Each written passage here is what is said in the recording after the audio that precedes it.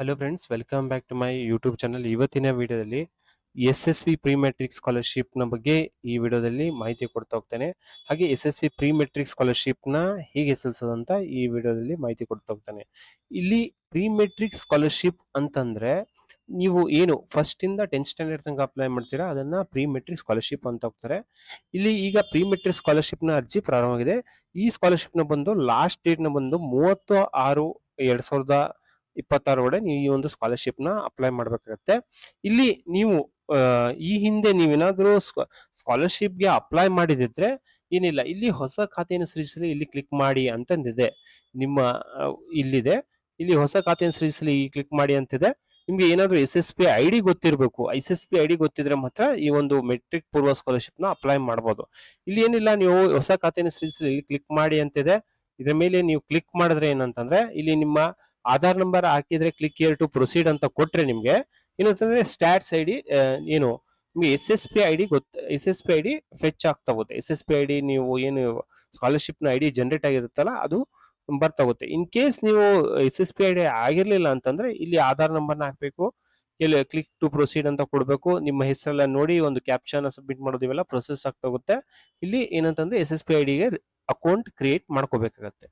ಇಲ್ಲಿ ನೀವು ಏನಾದ್ರೂ ಸ್ಕಾಲರ್ಶಿಪ್ ನ ಯಾವಾಗಾದ್ರೂ ಹಾಕಿದ್ದಿದ್ರೆ ಅಂತಂದ್ರೆ SSP ID ಜನರೇಟ್ ಆಗಿರುತ್ತೆ. ಹಾಗಾಗಿ ಏನಂತಂದ್ರೆ ಇಲ್ಲಿ ಮೆಟ್ರಿಕ್ ಪೂರ್ವ ವಿದ್ಯಾರ್ಥಿ ವೇತನ ಅಂತ ಇದೆಯಲ್ಲ, ಇದ್ರ ಮೇಲೆ ನೀವು ಕ್ಲಿಕ್ ಮಾಡ್ಬೇಕಾಗತ್ತೆ.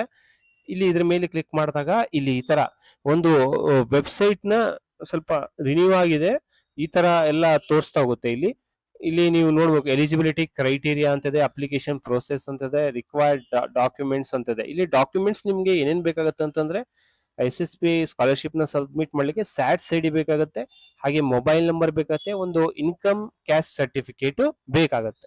ಇಲ್ಲಿ ನೀವು ಏನಂತಂದ್ರೆ ಮೈನಾರಿಟಿ ಅಂದ್ರೆ ಮೈನಾರಿಟಿ ಬಂದ್ಬಿಟ್ಟು ಏನ್ ಅಲ್ಪಸಂಖ್ಯಾತರು ಅವರು ಸಲ್ಲಿಸಬಹುದು, ಲೇಬರ್ ಡಿಪಾರ್ಟ್ಮೆಂಟ್ ಅವರು ಸಲ್ಲಿಸಬಹುದು, ಅಲ್ಪಸಂಖ್ಯಾತರು ಬಂದು SC ST ಏನು ಅವರು ಸಲ್ಲಿಸಬಹುದು, ಬ್ಯಾಕ್ವರ್ಡ್ ಕಮ್ಯುನಿಟಿ ಇರ್ತಾರಲ್ಲ ಅವರು ಸಲ್ಲಿಸಬಹುದು. ಇಲ್ಲಿ ಏನಂತಂದ್ರೆ click here to login to SSP student account to apply pre matric scholarship ಅಂತ ಇದೆ. ಇದ್ರ ಮೇಲೆ ಕ್ಲಿಕ್ ಮಾಡ್ಬೇಕಾಗತ್ತೆ.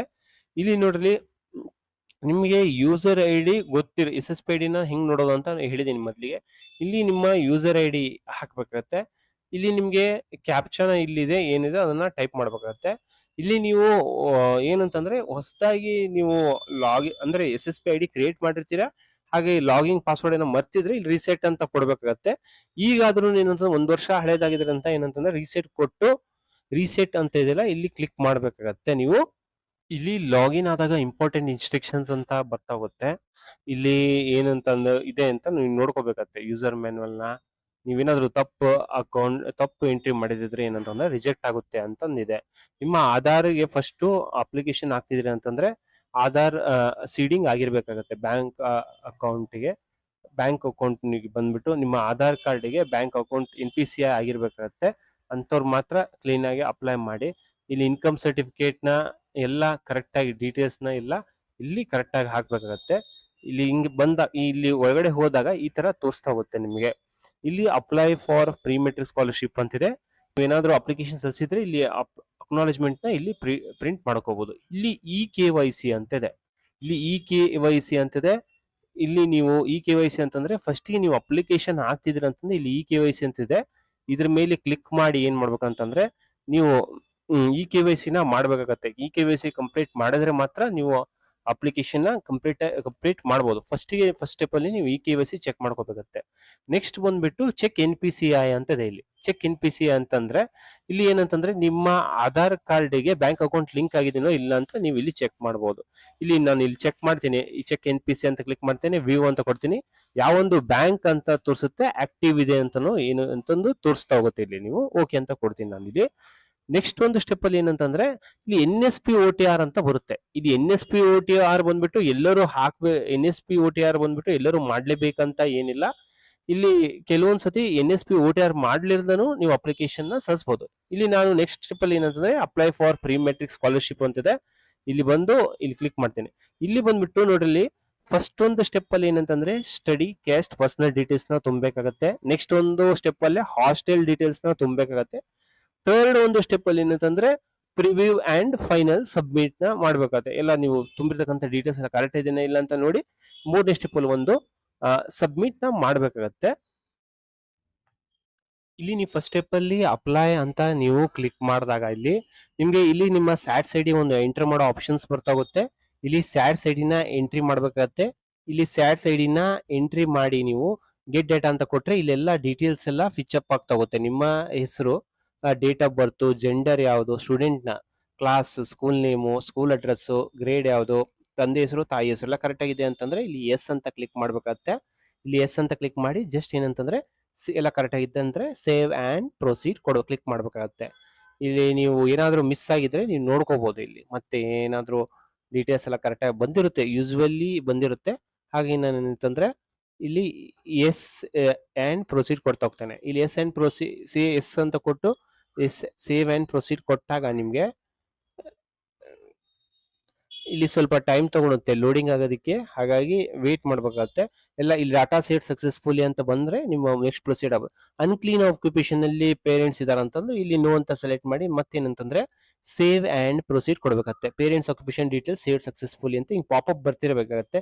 ಕ್ಯಾಸ್ಟ್ ಅಂಡ್ ಇನ್ಕಮ್ ಸರ್ಟಿಫಿಕೇಟ್ ಇದೇನಂತ ಅಂತ ಕೇಳ್ತಿದೆ, ಎಸ್ ಅಂತ ಸೆಲೆಕ್ಟ್ ಮಾಡಿ ನೀವೊಂದು ಯಾವೊಂದು ರಿಲಿಜನ್ ನಿಮ್ಮ R D number, caste certificate ನ ಆರ್ ಡಿ ನಂಬರ್ ಬರುತ್ತೆ ಅದನ್ನ ಇಲ್ಲಿ ಒಬಿಸಿ ಕೇಸಲ್ಲಿ R D caste income certificate number ಎರಡು ಸೇಮ್ ಆಗಿರುತ್ತೆ. ಅದೇ SC/ST ಕೇಸಲ್ಲಿ caste certificate number, income certificate number ಬೇರೆ ಬೇರೆ ಇರುತ್ತೆ.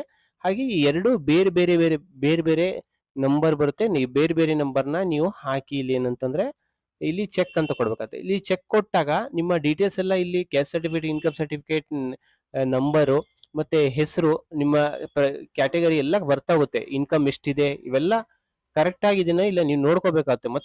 ಮತ್ತೆ ಎಲ್ಲ ಕರೆಕ್ಟ್ ಆಗಿದೆ ಅಂತಂದ್ರೆ ಇಲ್ಲ ಅಂತಂದ್ರೆ ಸೇವ್ ಅಂಡ್ ಪ್ರೊಸೀಡ್ ಕ್ಲಿಕ್ ಮಾಡ್ಬೇಕಾಗತ್ತೆ. ಇಲ್ಲಿ ಈ ತರ ನಿಮ್ಮ ಪಾಪಪ್ ಬರುತ್ತೆ. ಆಧಾರ್ SSP ಪ್ರಕಾರ ನಿಮ್ಮ ಹೆಸರು, ಇನ್ಕಮ್ ಸರ್ಟಿಫಿಕೇಟ್ ಪ್ರಕಾರ ಹೆಸರು, ಕ್ಯಾಸ್ಟ್ ಸರ್ಟಿಫಿಕೇಟ್ ಪ್ರಕಾರ ಹೆಸರು ಎಲ್ಲ ಕರೆಕ್ಟ್ ಇದ್ರೆ ಇಲ್ಲಿ ಎಸ್ ಅಂತ ಕೊಡ್ಬೇಕಾಗತ್ತೆ. ಇಲ್ಲಿ ಪರ್ಸನ್ ವಿತ್ ಡಿಸೆಬಿಲಿಟೀಸ್ ಇದ್ರೆ ಇಲ್ಲಿ ಎಸ್ ಅಂತ ಕೊಡ್ಬೇಕಾಗತ್ತೆ, ಇಲ್ಲ ಅಂತಂದ್ರೆ ನೋ ಅಂತ ಕೊಡ್ಬೇಕಾಗತ್ತೆ. ಇಲ್ಲಿ ಈ ತರ ಒಂದು ಪಾಪಪ್ ಬರ್ತಾ ಹೋಗುತ್ತೆ, ಇಲ್ಲಿ ಓಕೆ ಅಂತ ಕೊಡ್ಬೇಕಾಗತ್ತೆ. ನೆಕ್ಸ್ಟ್ ಏನಂತಂದ್ರೆ ಇಲ್ಲಿ ಡಿಸೆಬಿಲಿಟೀಸ್ ಇದ್ರೆ ಎಸ್ ಅಂತ ಕೊಡ್ಬೇಕತ್ತೆ, ಇಲ್ಲ ಅಂತಂದ್ರೆ ಇಲ್ಲಿ ನೋ ಅಂತ ಕೊಟ್ಟು ಇಲ್ಲಿ ಸೇವ್ ಅಂಡ್ ಪ್ರೊಸೀಡ್ ಕೊಡ್ಬೇಕು. ಇಲ್ಲೆಲ್ಲ ಕೊಟ್ಟಾಗ ನೆಕ್ಸ್ಟ್ ಏನಂತಂದ್ರೆ ಡಿಸ್ಪ್ಲೇ ಡೀಟೇಲ್ಸ್ ಆಲ್ ಕರೆಕ್ಟಾ ಅಂತ ಕೇಳುತ್ತೆ. ಇಲ್ಲೆಲ್ಲ ಕರೆಕ್ಟ್ ಆಗಿದ್ರೆ ಎಸ್ ಅಂತ ಕೊಡ್ಬೇಕತ್ತೆ, ಇಲ್ಲ ಅಂತಂದ್ರೆ ಇಲ್ಲಿ ಮತ್ತೆ ನೋ ಕೊಡ್ಬೇಕತ್ತೆ. ಎಲ್ಲ ಕರೆಕ್ಟ್ ಇರುತ್ತೆ ಯೂಶುವಲಿ. ನೀವು ಕೆಲವೊಂದ್ಸತಿ ಏನಂತಂದ್ರೆ ಬ್ಯಾಕ್ ಬರೋದು, ಹಿಂದೆ ಬರೋದು, ಮುಂದೆ ಬರೋದು ಈಗೆಲ್ಲ ಮಾಡ್ಬೇಕಾಗತ್ತೆ ಸ್ವಲ್ಪ. ಯಾಕಂದ್ರೆ ಕೆಲವೊಂದು ಸತಿ ಡೀಟೇಲ್ಸ್ ಕರೆಕ್ಟ್ ಆಗಿ ಫೆಚ್ ಅಪ್ ಆಗೋದಿಲ್ಲ. ಇಲ್ಲಿ ಪರ್ಸನ್ ವಿತ್ ಡಿಸೆಬಿಲಿಟೀಸ್ ಅಂತ ಕೇಳುತ್ತೆ, ಇಲ್ಲಿ ನೋ ಅಂತ ಕೊಟ್ಟು ಮತ್ತೆ ನಾನು ಇಲ್ಲಿ ಸ್ವಲ್ಪ ಏನಾದ್ರೂ ಫೆಚ್ ಅಪ್ ಆಗಿಲ್ಲ ಅಂತಂದ್ರೆ ಮುಂದೆ ಹೋಗೋದಿಲ್ಲ ಅಪ್ಲಿಕೇಶನ್. ಹಾಗಾಗಿ ಹಿಂದೆ ಮುಂದೆ ಮಾಡ್ಬೇಕಾಗತ್ತೆ ಡೀಟೇಲ್ಸ್ ನ ತುಂಬೋದು ಇಲ್ಲೆಲ್ಲ. ಇಲ್ಲಿ ಮತ್ತೆಲ್ಲ ಕರೆಕ್ಟ್ ಆಗಿತ್ತಂದ್ರೆ ಮತ್ತೇನಂತಂದ್ರೆ ಕರೆಕ್ಟ್ ಆಗಿದೆ ಅಂತಂದು ಇಲ್ಲಿ ಕೊಡ್ಬೇಕಾಗತ್ತೆ. ಚೆಕ್ ಅಂತ ಕೊಟ್ರೆ ಇಲ್ಲಿ ಮತ್ತೆ ಫೆಚ್ ಅಪ್ ಆಗ್ತಾ ಹೋಗುತ್ತೆ. ಇಲ್ಲಿ ಮತ್ತೆಲ್ಲ ಕರೆಕ್ಟ್ ಆಗಿದೆನಾ ಇಲ್ಲ ಮತ್ತೆ ನೋಡ್ತೀರಿ.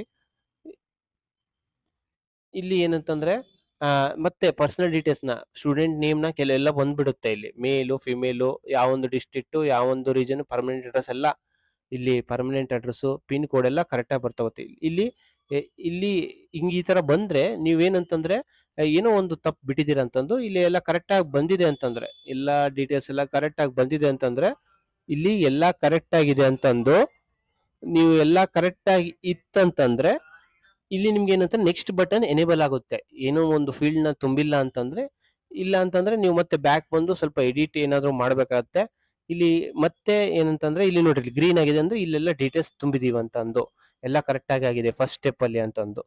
ಇಲ್ಲಿ ನೆಕ್ಸ್ಟ್ ಒಂದು ಸ್ಟೆಪ್ ಅಲ್ಲಿ ಏನಂತಂದ್ರೆ ಇಲ್ಲಿ ಹಾಸ್ಟೆಲ್ ಅಂತ ಕೇಳುತ್ತೆ, ಡೇ ಸ್ಕಾಲರ್ ಅಂತ. ಡೇ ಸ್ಕಾಲರ್ ಅಂತಂದ್ರೆ ಏನಂತಂದ್ರೆ ನೀವು ಹಾಸ್ಟೆಲ್ ನಲ್ಲಿ ಇಲ್ಲ, ಹಾಗಾಗಿ ಏನಂತಂದ್ರೆ ಎಸ್ ಅಂತ ಸೆಲೆಕ್ಟ್ ಮಾಡ್ಬೇಕು. ಹಾಸ್ಟೆಲ್ ಇದ್ರೆ ನೋ ಅಂತ ಸೆಲೆಕ್ಟ್ ಮಾಡ್ಬೇಕು. ಇಲ್ಲಿ ಏನಂತಂದ್ರೆ ನೆಕ್ಸ್ಟ್ ಕೊಡ್ಕೊಂತ ಹೋಗ್ಬೇಕತ್ತೆ. ನೆಕ್ಸ್ಟ್ ಕೊಟ್ರೆ ಏನಂತಂದ್ರೆ ಫೈನಲ್ ಪ್ರಿವ್ಯೂಗೆ ರೆಡಿ ಆಗ್ತಾ ಹೋಗುತ್ತೆ. ಇಲ್ಲಿ ಸ್ಯಾಡ್ಸ್ ನಂಬರ್ ಪ್ರಕಾರ ಎಲ್ಲ ಕರೆಕ್ಟ್ ಆಗಿ ಬರ್ತಾ ಹೋಗುತ್ತೆ. ನೀವೆಲ್ಲ ಡೀಟೇಲ್ಸ್ ಎಲ್ಲ ತುಂಬಿರ್ತಕ್ಕಂಥದ್ದು ಎಲ್ಲ ಕರೆಕ್ಟ್ ಆಗಿ ಬಂದ್ರೆ ಇಲ್ಲಿ ಏನಂತಂದ್ರೆ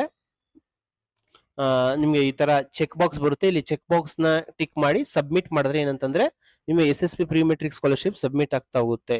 ಈ ವಿಡಿಯೋ ನಿಮ್ಗೆ ಇಷ್ಟವಾದಲ್ಲಿ ನಮ್ಮ ಚಾನಲ್ ನ ಲೈಕ್ ಮಾಡಿ, ಶೇರ್ ಮಾಡಿ, ಸಬ್ಸ್ಕ್ರೈಬ್ ಮಾಡಿ. Thank you.